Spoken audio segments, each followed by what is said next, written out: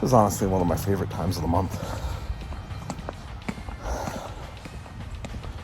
Those seconds right before you walk into Brickhouse and you see what they have this week. Honestly, I'll probably be back with some pickups.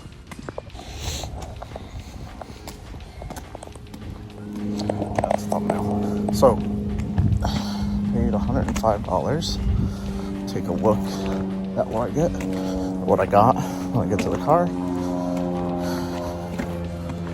So amazing stuff as usual, and I'll also give you an estimation on whether or not, after I sell the stuff I'm not into keeping, how much I would have paid for the stuff I did end up keeping.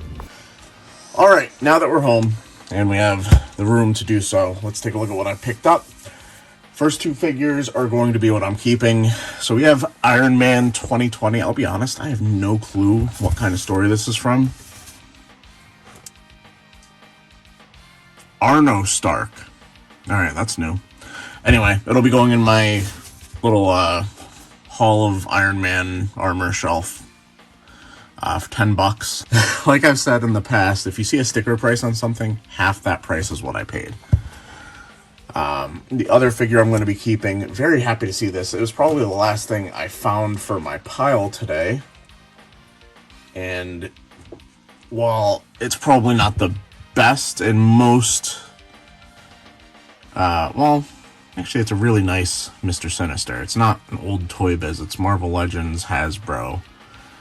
Going to be going in my villains shelf for X-Men. Cape is a little wonky, but I mean, look at the cape. Of course it is.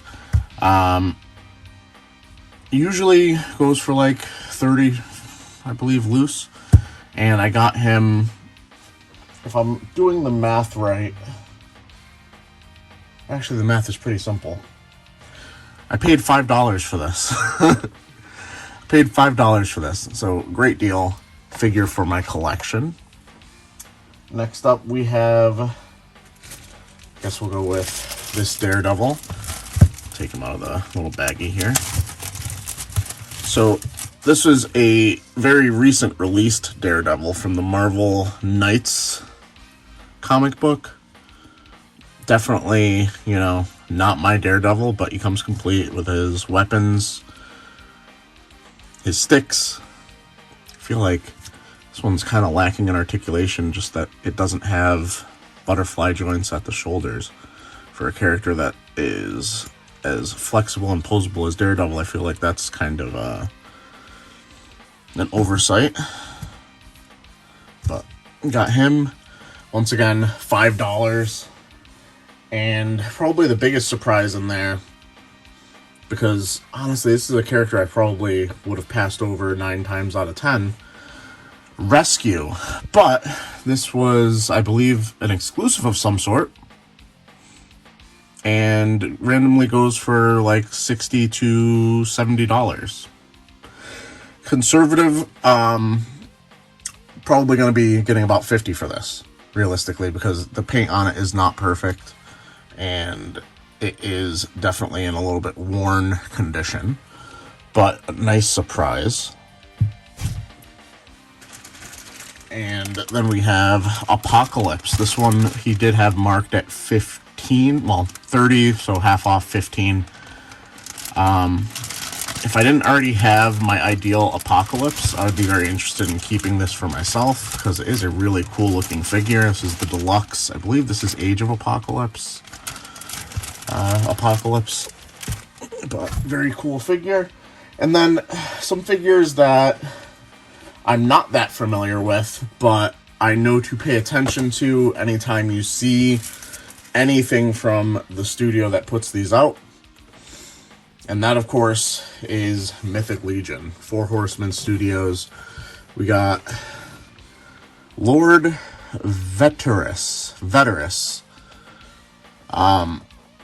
a knight of some kind. The thing that I take away from these is they look very Elden Ring / Dark Souls to me. And then we have Faunus. Very interesting looking character. A really cool looking sword, which I would like the poach, but I know I'm not going to because I'm going to sell these as brand new because it is one of my big fears in life that I ever decide to start collecting Mythic Legions. Just because they are always so expensive, they put out so many figures that look so cool that they'd be very hard to resist if it was something that I had, decided to collect. But fortunately, I have not at this point. So earlier in this video, I alluded to telling you what my estimations would be for what I should make on this. I'm keeping the Iron Man 2020 figure and the Mr. Sinister. And after I sell everything, after fees, after shipping, all that factored in, I should make about 114. But absolutely amazing figures. Got stuff from a previous video in the corner here. But let me know what your favorite find is from this week's Brickhouse adventure. I think Mr. Sinister has to be mine. Absolutely amazing X-Men villain. I feel like he's always on the verge of having another release happen. I know they did a VHS animated series with cell shading, I believe, recently, which is probably not the version I would want. So I probably have the ideal one for myself right now, but, they could always make things pinless and update figures a little bit here and there. So, like the video, subscribe if you're new. If you're in Connecticut, go check out Brickhouse, but don't buy the stuff I'd want to buy. I'll be seeing you.